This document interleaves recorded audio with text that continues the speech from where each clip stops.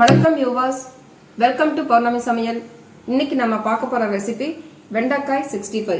இந்த ரெசிபி பார்க்கறதுக்கு முன்னாடி நாங்க இதுக்கு முன்னாடி பனானா கேக் அப்படிங்கிற அந்த வீடியோ போட்டிருக்கோம். அந்த வீடியோ பார்க்காதவங்க எங்களோட டிஸ்கிரிப்ஷன் பாக்ஸ்ல அதனோட லிங்க் இருக்கு, அதுல போய் பார்த்துக்கலாங்க. இப்போ இந்த ரெசிபி நீங்க சாதத்துக்கும் ஈவினிங் ஸ்நாக்ஸா கூட நீங்க இந்த மாதிரி செஞ்சு சாப்பிடலாம். ஸோ இந்த மாதிரி ரெசிபி எப்படி சமைக்கிறதுன்னு பார்க்கறதுக்கு வாங்க வீடியோக்குள்ள போகலாம். இப்போ நம்ம கடைக்கு போய் வெண்டைக்காய் வாங்கும்பொழுது நீங்கள் பாருங்கள், இது மாதிரி உண்டான வெண்டைக்காயை எடுத்துக்கோங்க. இப்போ இந்த மாதிரி வெண்டைக்காயில் இவ்வாறு உடைக்கிறோம் பாருங்கள், சவுண்டு வருதுங்களா? ஸோ இந்த மாதிரி நம்ம உடைக்கும் போது சவுண்டு வரணும். ஸோ இந்த மாதிரி உள்ள வெண்டைக்காய் நம்மளுக்கு ஒரு முத்தல் இல்லாத வெண்டைக்காய். ஸோ இது மாதிரி நீங்கள் வாங்கிக்கோங்க. இப்போ நம்ம அடுத்து இந்த வெண்டைக்காயெல்லாம் நல்லா சுத்தமாக வாஷ் பண்ணிவிட்டு நான் நல்லா தொடச்சி வச்சுருக்கேன். இந்த மாதிரி நீங்கள் ட்ரையாக இருக்கிற மாதிரி பார்த்துக்கோங்க. இதோட டாப்பில் கட் பண்ணிடலாம். கட் பண்ணதுக்கப்புறமா நம்ம பாருங்கள், இந்த சைஸ் இருக்கிற மாதிரி நீங்கள் கட் பண்ணி எடுத்துக்கோங்க. வெண்டைக்காய்க்கு தகுந்த மாதிரி நமக்கு இந்த சைஸ் வர மாதிரி எடுத்துக்கோங்க. இப்போ பாருங்கள், இந்த வெண்டைக்காய் கட் பண்ணி பாடுறேன்.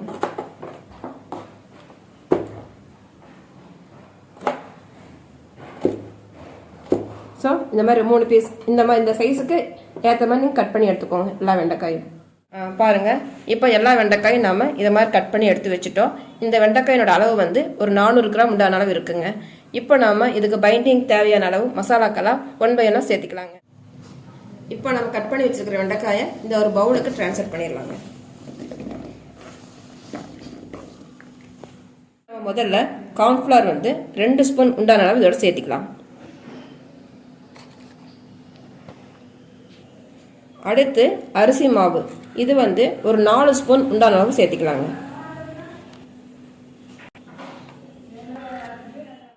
1/4 டீஸ்பூன் மஞ்சள் தூள் சேர்த்துக்கலாங்க.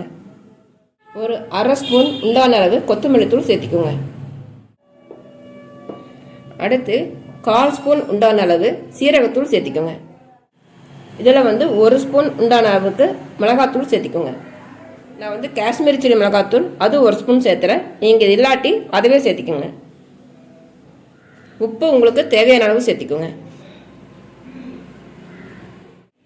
இதோட லெமன் எடுத்து வச்சிருக்கேன், அதை இதோட சேர்த்திக்கலாங்க. இப்போ நாம இதில் கொஞ்சம் கொஞ்சமாக தண்ணி ஊற்றி மிக்ஸ் பண்ணிக்கலாங்க. வெண்டைக்காய் நிறைய பேர் இந்த வலுவலுப்பாக இருக்குன்னு சொல்லிட்டு சாம்பாரில் போட்டாலும் இல்லை வேறு எது மாதிரி புளிக்குழம்புல செஞ்சு கொடுத்தாலும் சாப்பிட மாட்டாங்க. நீங்கள் இந்த மாதிரி சில்லியாக செஞ்சு கொடுத்தீங்கன்னா சூப்பராக சாப்பிடுவாங்க. அதனால் இதை மாதிரி மெத்தடில் நீங்கள் செஞ்சு கொடுங்க.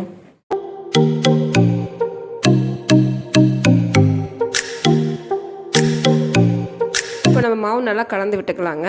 அடுத்தது இஞ்சி பூண்டு பேஸ்ட்டு சேர்த்திக்கலாங்க. அது நான் முதல்ல சேர்க்க மறந்துட்டேன். அடுத்தது நீங்கள் தண்ணி சேர்க்கும் போது அதிகமாக சேர்த்துட்டிங்கன்னா எக்ஸ்ட்ரா மாவு போட்டு கலந்துக்கோங்க, அரிசி மாவு. இப்போ நம்ம இஞ்சி பூண்டு பேஸ்ட்டும் போட்டு எல்லாம் கலந்து விட்டுட்டோம். இப்போ இதை இப்படியே ஒரு 10 நிமிஷம் நல்லா மசாலா ஊறுறதுக்காக க்ளோஸ் பண்ணி வச்சிடலாம். இப்போ நம்ம 10 நிமிஷம் ஆயிடுச்சுங்க ஊற வச்சதெல்லாம். இப்போ நான் அதுக்கப்புறமா நான் ஒரு சின்ன ப்ராசஸ் பண்ணியிருக்கேன். இப்போ இதுக்கெல்லாம் நம்ம மசாலாவுக்கு அப்ளை பண்ணோம் இல்லைங்களா, அதே மாதிரி மசாலை நம்ம தனியாக கொஞ்சம் பண்ணி வச்சுக்கணும். இந்த திக்னஸ் வர அளவுக்கு நீங்கள் அந்த மசாலெல்லாம் போட்டு இதை அப்படியே பண்ணி வச்சுக்கோங்க தனியாக. எதுக்காக சொல்கிறேன்னு கேட்டால், நம்ம வெண்டைக்காயில் எப்பயும் மசாலா உங்களுக்கு வளக்கிட்டு போகும், அந்த கோட்டிங் ஒட்டி வராது. அதனால் நான் இந்த வெண்டைக்காய் எடுத்துகிட்டு இந்த மசாலா இருக்கு இல்லைங்களா, நம்ம ரெடி பண்ணி வச்சுருக்கிற மசாலில் கொஞ்சம் இப்படி டிப் பண்ணிவிட்டு நம்ம ஆயிலில் போட்டு பொரிச்சு எடுத்துடலாம். இப்போ பாருங்கள், எல்லாம் கோட்டிங்கோட ஒட்டி வந்திருக்கு.